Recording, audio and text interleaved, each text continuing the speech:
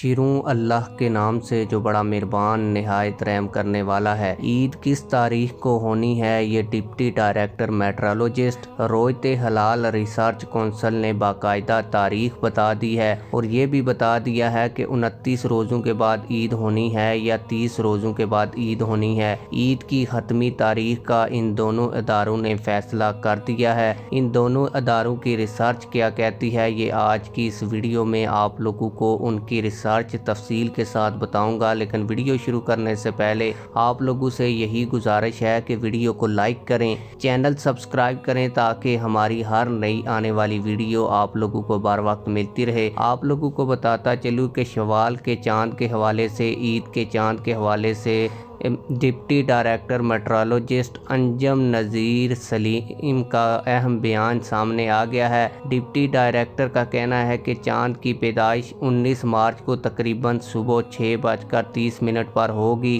اس وقت چاند کی عمر صرف 12 گھنٹے کے قریب ہوگی، لہٰذا 19 مارچ کو عید کا چاند نظر آنا سائنسی لحاظ سے ناممکن ہے، اور اس سال رمضان کے 30 روزے ہونے کے قوی امکانات ہیں۔ تاہم رویت ہلال ریسرچ کونسل نے بھی اپنی ریسرچ جو ہے وہ لوگوں کے سامنے رکھی ہے، اور اس کے مطابق 19 مارچ کی شام شوال کا چاند نظر آنا ممکن نہیں، کیونکہ غروب آفتاب کے وقت اس کی عمر 13 گھنٹے سے کم ہوگی، جبکہ رویت کے لیے کم از کم 19 گھنٹے ہونا ضروری ہے۔ اس پیشگوئی کے تحت رمضان المبارک کے 30 روزے مکمل ہوں گے، اور عید الفطر ہفتہ 21 مارچ 2026 کو منائی جائے گی۔ آپ لوگ اس حوالے سے کیا کہتے ہیں، کمنٹ سیکشن میں ہمیں اپنی رائے سے ضرور آگاہ کیجیے گا۔ ملتے ہیں کسی اور ویڈیو میں۔ اللہ حافظ۔